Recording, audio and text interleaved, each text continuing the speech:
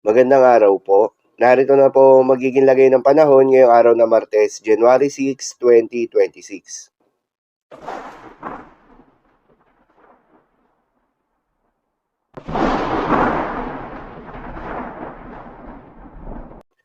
Sa kasalukuyan na tayon sa pag-asa, patuloy na umiiral itong shear line o yung banggaan ng malamig at mainit na hangin at nakakaapekto sa may eastern section ng Southern Luzon.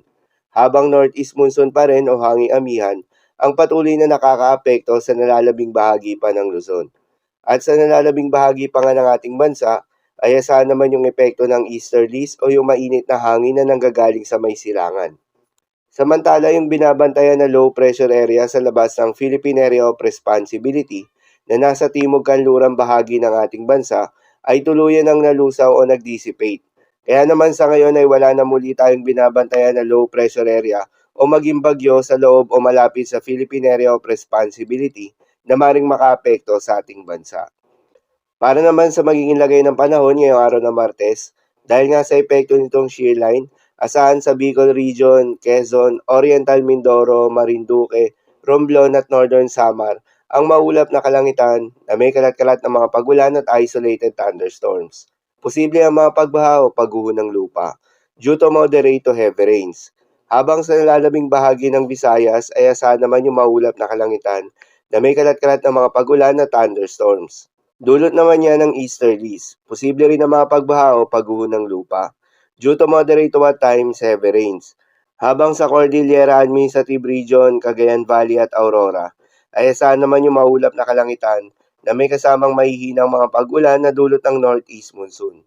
Habang sa Metro Manila at nalalabing bahagi ng Luzon, asahan naman yung bahagyang maulap hanggang sa maulap na kalangitan na may kalat-kalat na mga mahihinang pag-ulan na dulot pa rin ng northeast monsoon. At sa nalalabing bahagi pa nga ng Mindanao, ay asahan naman yung bahagyang maulap hanggang sa maulap na kalangitan na may kalat-kalat na mga pagulan o thunderstorms na dulot ng easterlies. Posible rin na mga pagbaha o pagguho ng lupa during severe thunderstorms. Madalas nabobo mga thunderstorms na ito tuwing hapon o gabi na nagtatagal ng 1 hanggang 2 oras. Kaya naman ingat sa mga posibleng banta ng pagbaha at pagguho ng lupa, lalong-lalo na sa mga lugar na inuulan na noong mga nakaraang araw pa. Para naman sa magiging lagay ng mga dagat baybayin, ayon sa pag-asa ay wala pa rin tayong nakataas na gale warning sa anumang seaboards ng ating bansa. Kaya naman malayong makakapamalaot yung mga kababayan nating mangingisda at yung may mga maliliit na sasakyang pandagat, subalit iba yung pag-iingat sa mga maglalayag sa may seaboards ng Luzon at eastern seaboards ng Visayas at Mindanao. Dahil inaasahan yung katamtaman hanggang sa mahalo na karagatan. Habang sa nalalabing seaboards ng ating bansa, ay asahan naman yung banayad hanggang sa katamtaman ng mga pag-alon. So, yun lang po para sa lagay ng panahon ngayong araw ng Martes. Keep safe, everyone.